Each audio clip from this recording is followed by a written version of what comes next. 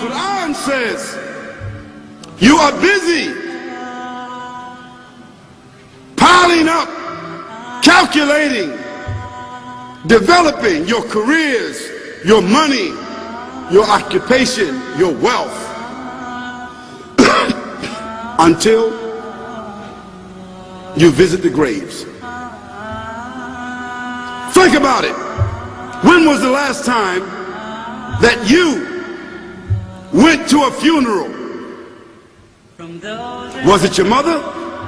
Was it your father? Was it your grandfather? Was it your uncle? Was it your cousin? Was it your friend? Was it your wife? Was it your husband? The last time that you visited the grave, when you went to a funeral and you saw that person whom you loved that was laughing, crying, live, boasting, wealthy, educated, denying, arrogant, whatever they were. What was the demeanor of the people when you walked in that funeral home? When that person was stretched out in their last suit? What was the demeanor? Were the people cracking jokes? Were they dancing? Were they clapping and singing songs? No. Silence. Melancholy. Trauma.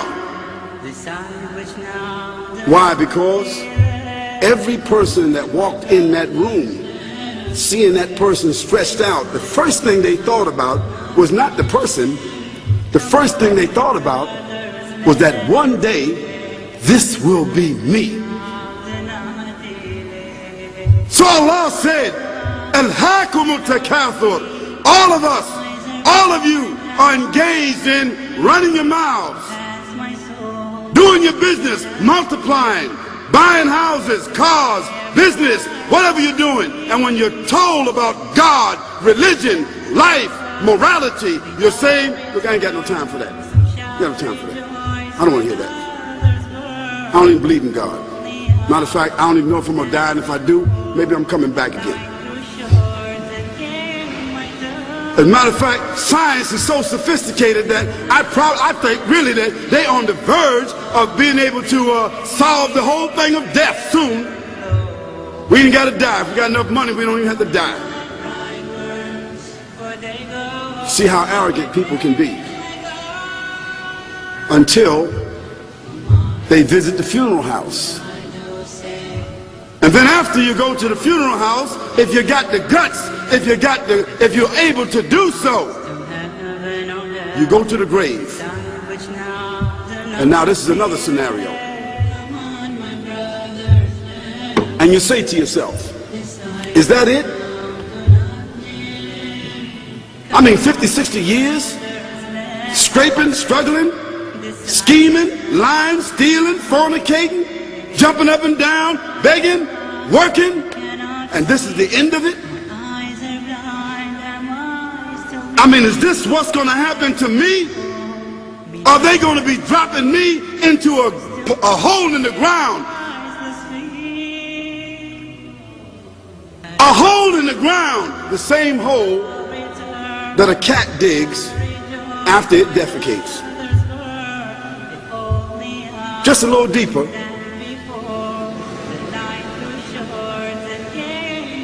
But for the same reason. The cat digs a hole because the cat has dignity. Something that human beings don't seem to have. Instinctively, the cat digs a little hole, covers it up. Humans have got to be taught to do that. But it's for the same reason. So you and I, we're going into a hole a little deeper than the one the cat dug. And all the people that's crying, pulling out their hair, screaming, almost acting like they're falling in the thing with you. They want to just jump in there with you. Not really though, you know, it's all an act.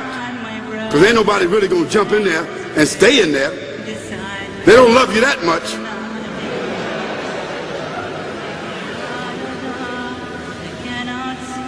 And then after all the shoveling, get done, and they fill it up, and the box, you can't even see the box no more, the coffin that cost $5,000. I don't know what did they burn somebody a $5,000 coffin for? I mean, if I was a funeral director, after they left, I would dig them back up and put them in another box and take that box back.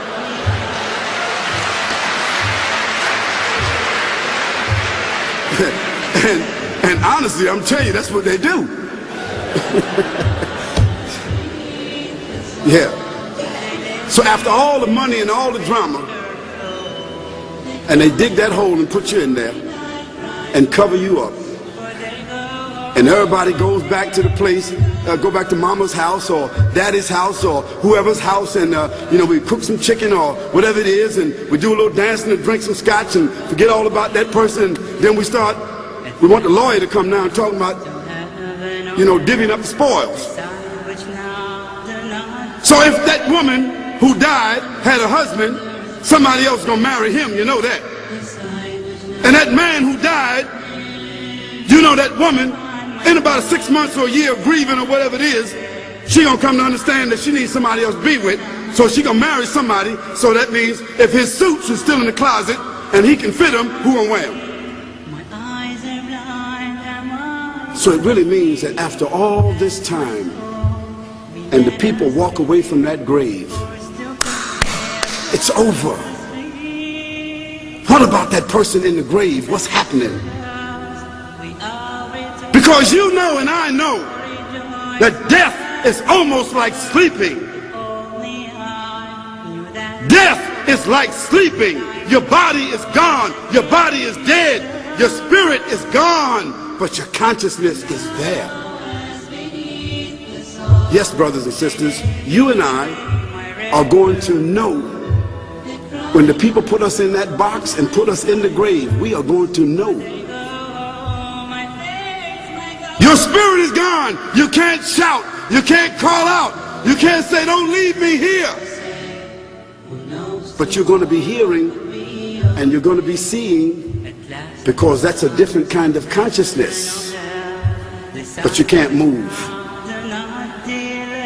And in that grave, this is when the real trauma is going to begin.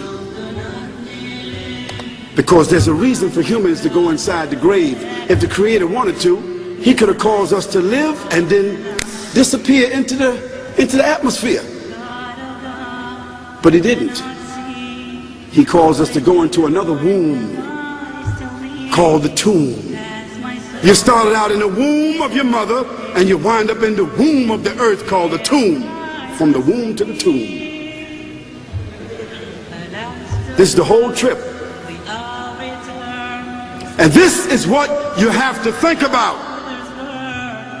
That grave is going to be a place of drama and trauma.